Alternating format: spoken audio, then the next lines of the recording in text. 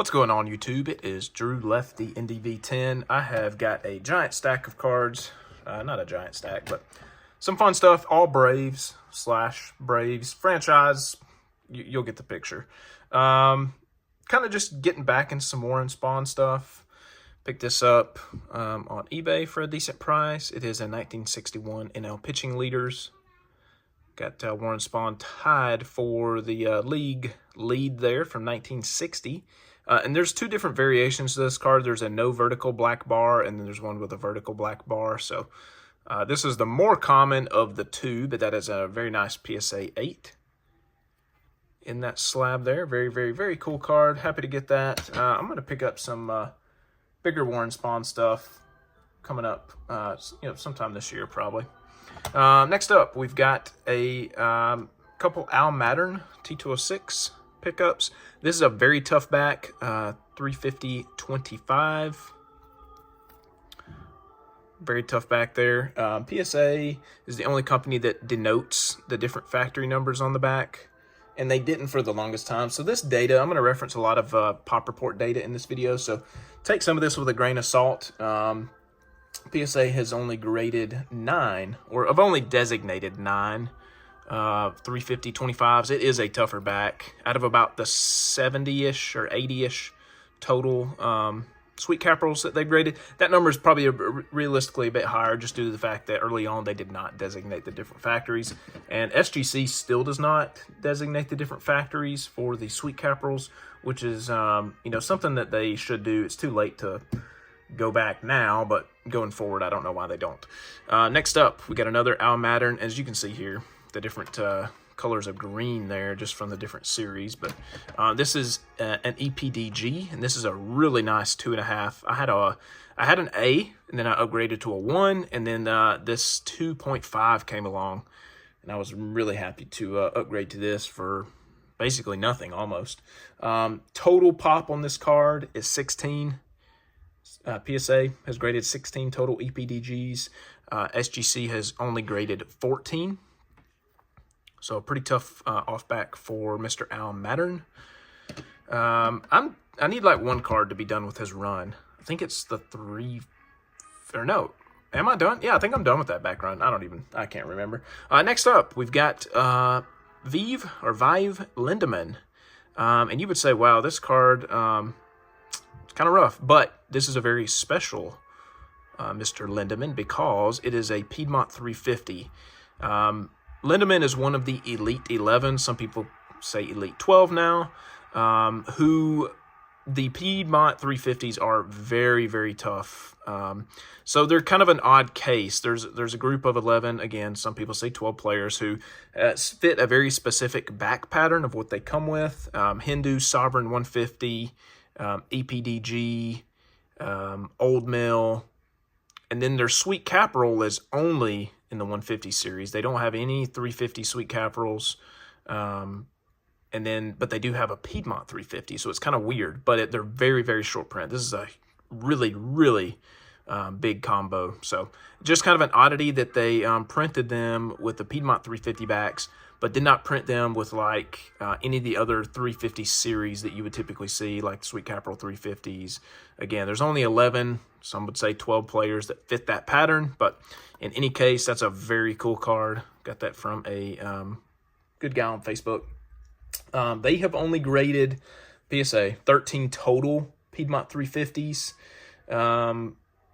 SGC has graded 9 compared to 163 Piedmont 150s. So you can tell very, very scarce card there just based on the pop differences. Next up, we've got Cecil Ferguson, American Beauty 350 with frame. PSA has graded 10 of these, SGC 7. It's a pretty good card. I think I need just the Tolstoy to be done with his back run. Maybe the 350/25 sweet cap, but Cecil Ferguson, that's a good combo. Really nice PSA 2. Got the whole American Beauty frame there. Really, really nice. Next up, we got Buck Herzog. This is an SGC 2. This card is just an absolute screamer stunner on the front there.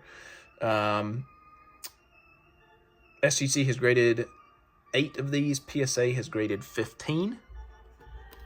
It's just got a tad bit of paper loss on the back there, but doesn't really take away from the overall eye appeal of the card.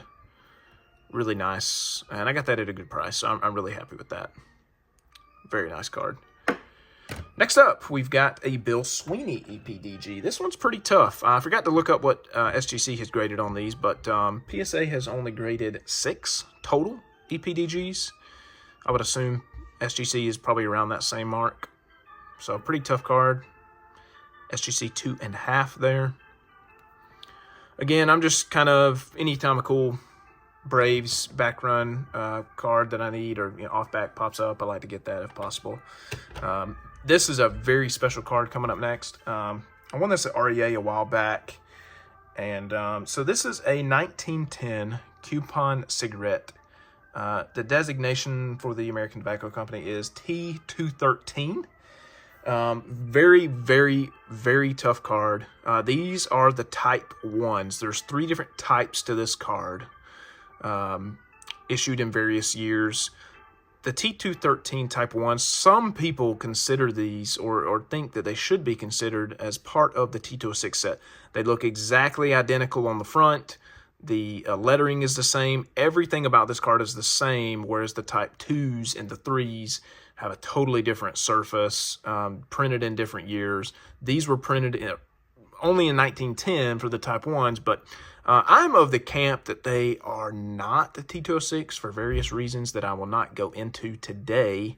However, they are exceptionally rare and exceptionally cool.